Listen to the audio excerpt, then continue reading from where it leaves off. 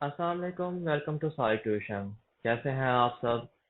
आज मैं आपको बताने वाला हूँ लॉ इंटर्नशिप के बारे में जो कि पाकिस्तान में करवाई जा रही है। और मज़े की बात यह है कि ये पाक आर्मी जेएचक्यू में करवाई जा रही है। जी हाँ, आप पाक आर्मी जेएचक्यू में अब लॉ की इंटर्नशिप कर सकते हैं। आए मैं आपको इसको मज़ीद डिटेल में बताता हूँ। जो पाक आर्मी ने ये इंटर्नशिप ऑफर की है वो जेएचक्यू में करवाई जाएगी। जो एप्लीकेशन आप इसके अंदर सेंड करेंगे वो आप ईमेल के ज़रिए या पोस्ट के ज़रिए सेंड कर सकते हैं। और सिर्फ इतना ही नहीं कि ये इंटर्नशिप के पीरियड के बाद अगर आपकी कारकर्दगी जो है वो अच्छी हुई तो वो आपको परमानेंट एम्प्लॉयमेंट भी देंगे। मतलब कि आपको परमानेंट जॉब भी ऑफर करेंगे।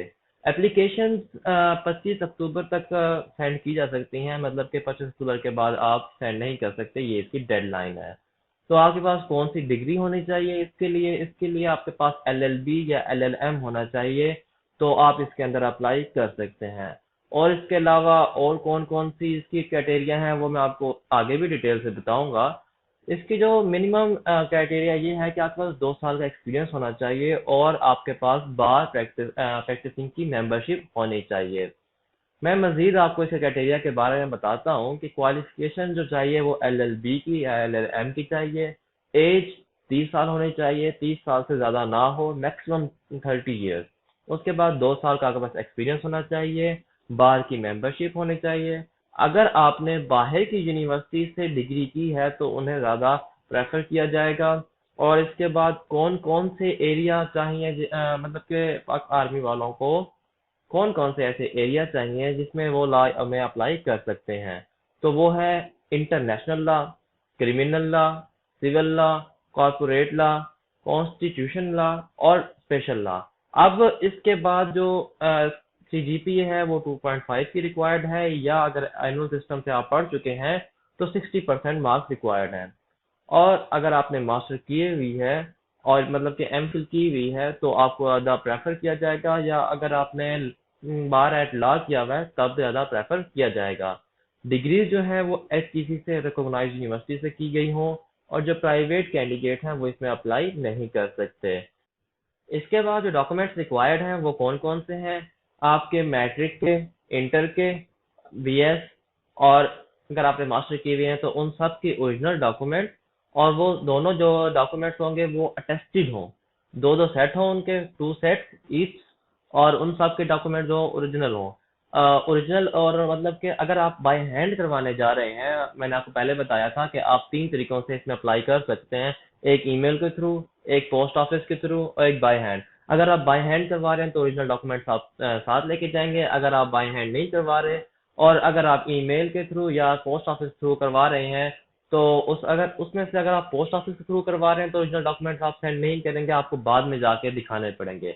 और अगर आप इसमें अप्लाई कर रहे हैं जीमेल के थ्रू तो आपको ओरिजिनल डॉक्यूमेंट्स की कॉपी स्कैन करेंगे और स्कैन करके इसका पीडीएफ बना के सेंड करेंगे।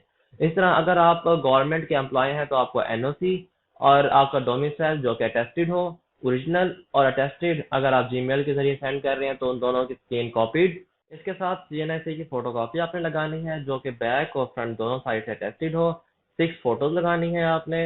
मतलब कि 6 फोटोज अगर आप सेंड कर रहे हैं जीमेल के थ्रू तो आप एक सेंड करेंगे। अगर आप बाय हैंड जा रहे हैं या पोस्ट ऑफिस के जरिए से सेंड कर रहे हैं तो आपने दोनों सेंड कर आप 6 की 6 सेंड करेंगे।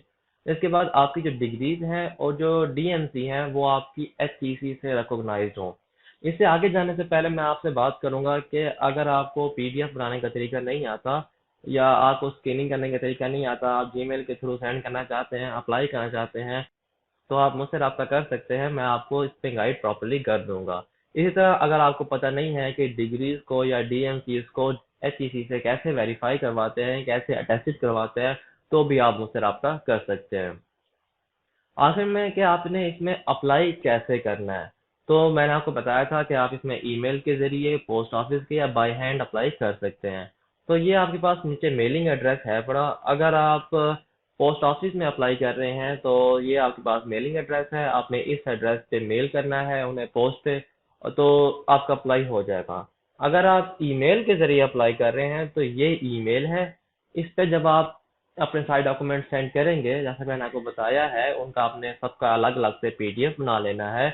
और पीडीएफ बना के आपने एक ईमेल लिखनी है जिसमें आपने बताना है कि मेरी ये क्वालिफिकेशन है, और आखिर में वो सारे डॉक्यूमेंट्स जो पीडीएफ फॉर्म में होंगे वो अटेस्टेड कॉपीज जो होंगी वो सारी उनकी पीडीएफ आपने इस ईमेल पर सेंड कर देनी है।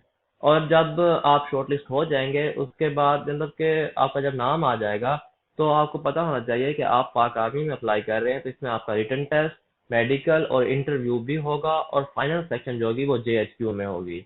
इसके अलावा आपको कोई मसला आता है, आपको कोई परेशानी होती है, कोई सवाल पूछना है, तो आप मुझसे कमेंट में, मैं ट्विटर पे या मुझसे फेसबुक पे पूछ सकते हैं। और इसके साथ मुझे इजाज़त दीजिए। अल्लाह हाफिज़।